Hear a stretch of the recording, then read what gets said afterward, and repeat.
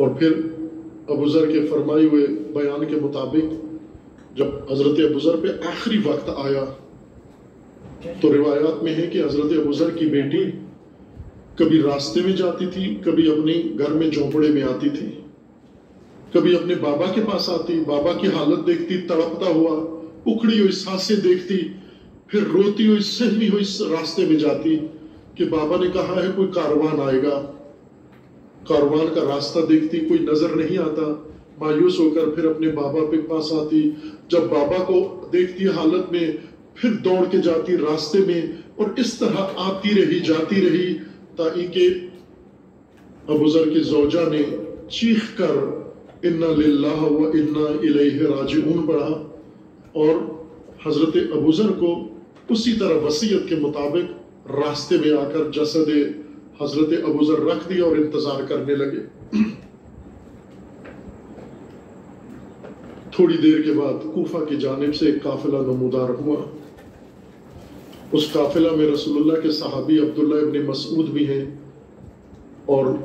علی کے لشکر کے سالار مالک اشتر بھی ہیں۔ یہ مدینہ کے لیے آ رہے تھے، زیارت مدینہ کے لیے۔ جب یہ قافلہ پہنچا تو انہوں نے دیکھا ایک جنازہ ہے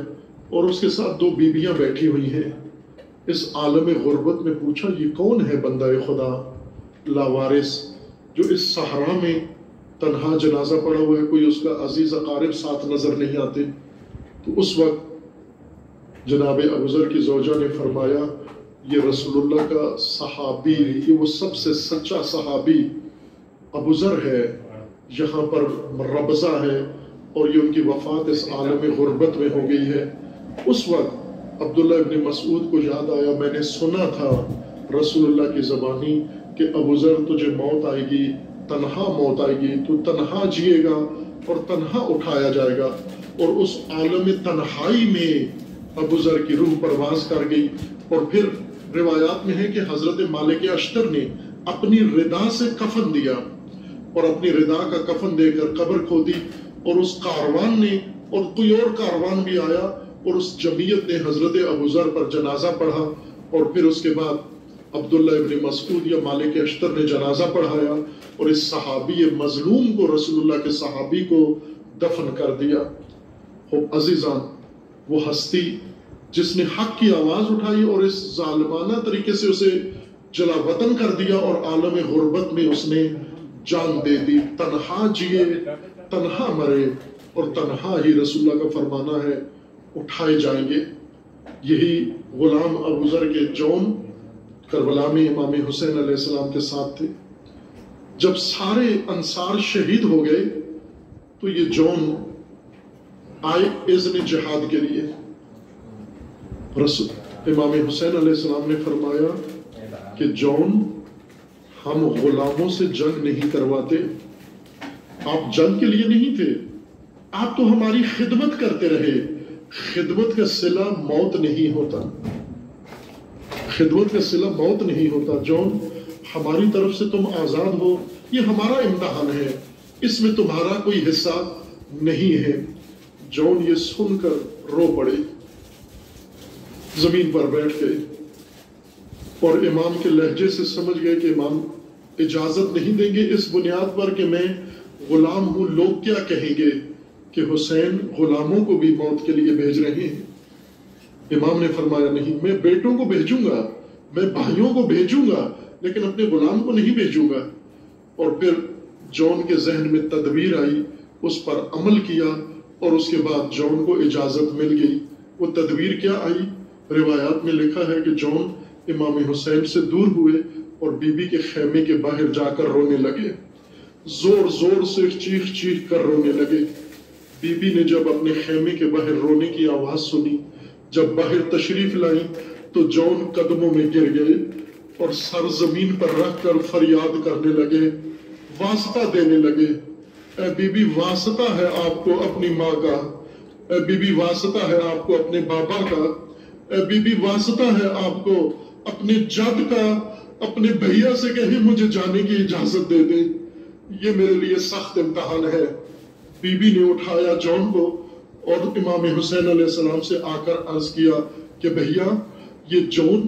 یہ مر جائے گا، اگر آپ نے جہاد پہ نہ بھی بھیجا یہ زندہ نہیں رہے گا، اس کو بھیج دیں۔ امام حسین علیہ السلام نے بھیج دیا۔ پھر جون نے بڑی شجاعانہ جنگ کی، روایات میں کہ 30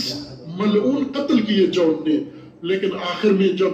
جون کو گھیر کر انہوں نے نشانہ بنایا اور جون زمین پر آئے اور فریاد کی الیہ الیہ یا مولا، جون ان خوش قسمت شہداء میں سے ہیں جن پر امام حسین علیہ السلام خود چل کر گئے، اور پھر جون کو اٹھایا اور اٹھا کر اس کے جسد کو گلے لگایا اور پھر دعا کی جون کے لیے، مرحبا جون، تو غلام ہوتے ہوئے تو نے اپنا چہرہ سفید کر لیا۔ جون نے جاتے ہوئے کہا تھا مولا اس لیے کہ میرا رنگ سیاہ ہے مجھے نہیں بھیجتے، بلکہ جون نے یہ کہا کہ مولا اس لیے کہ میرے بدن سے اچھی بو نہیں آتی اس لیے مجھے نہیں بھیج رہے، مولا میں اس لیے تو آپ کے پاس آیا ہوں، میں اس لیے تو خوشبودار ہونا چاہتا ہوں کہ آپ ایک دفعہ میرا جسم مس کر دیں اور مجھے اجازت دے دیں، تو مجھے یقین ہے وہ خوشبو جو آپ سے آتی ہے وہ میرے جسد سے آئے گی۔ اور پھر اس کے بعد امام علیہ السلام نے دعا کی اللہم بیض وجہہ، اے خدایا اس کے چہرے کو سفید کر دے، اور پھر اس کے بعد دعا کی خدایا اس کے جسم کو مطہر کر دے، خوشبودار کر دے۔ پھر روایات میں لکھا ہے کہ جب بنو اسد جنازے دفن کرنے کے لیے آئے، جب جنازے ایک ایک کر کے دفن کر رہے تھے تو ایک لاش سے خوشبو اٹھ رہی تھی، وہ سب متوجہ ہوئے اور دوسروں کو متوجہ کیا کہ یہ لاش ہے جس سے خوشبو اٹھ رہی ہے۔ جب قریب آ کے دیکھا تو وہ سیافام غلام ہے، جون ہے ابو ذر کا، رضوان اللہ تعالی علیہ ورحمت اللہ علیہ والسلام علیہ، علی لعنت اللہ علی الظالمین، فسيعلم الذين ظلموا أي منقلب ينقلبون۔ اللهم بحق اسمك العظيم الأعظم الأعز الأجل الأكرم يا الله يا الله يا الله يا الله يا الله يا الله يا الله يا الله يا الله۔ خدا بندہ بحق اسماء حسنہ خود، بحق اولیاء، بحق اوصیاء، بحق انبیاء، بحق رسول اللہ، بحق اطرت طاہرہ، بحق سید الشہداء، بحق اصحاب سید الشہداء، بحق اولاد سید الشہداء، پروردگارہ ہمارے اس قلیل سے ذکر کو اپنی بارگاہ میں قبول فرما، مومنین کے اس اخلاص و خلوص کو شرف قبولیت عطا فرما، جو مومنین اس دنیا سے رحلت کر گئے انہیں جوار رحمت میں مقام نصیب فرما، جو مریض علیل انہیں شفاء کاملہ نصیب فرما۔ خدا بندہ بحق محمد وآل محمد جو اس مہلک وبا میں مبتلا ہیں ان سب کو شفاء عاجلہ عطا فرما، اس وبا سے، اس بیماری سے پروردگارہ تمام بشریت کو نجات عطا فرما، اس شر سے انسانیت کو محفوظ فرما۔ خدا بندہ بحق محمد وآل محمد مملکت پاکستان کی حفاظت فرما، اس ملک کو اندرونی بیرونی دشمنوں کے شر سے محفوظ فرما، ملک کے اندر امن و امان قائم فرما، عزاداران سید الشہداء علیہ السلام کی حفاظت فرما، بانیان عزا، شرکائے عزا، پروردگارہ سب کی حفاظت فرما، اپنے ولی حق ولی اللہ العظم عجل اللہ تعالی فرج و شریف کا جلد از جلد ظہور فرما، ہمیں حضرت کے اعوان و انصار میں سے کی توفیق عنایت فرما۔ ماتم حسین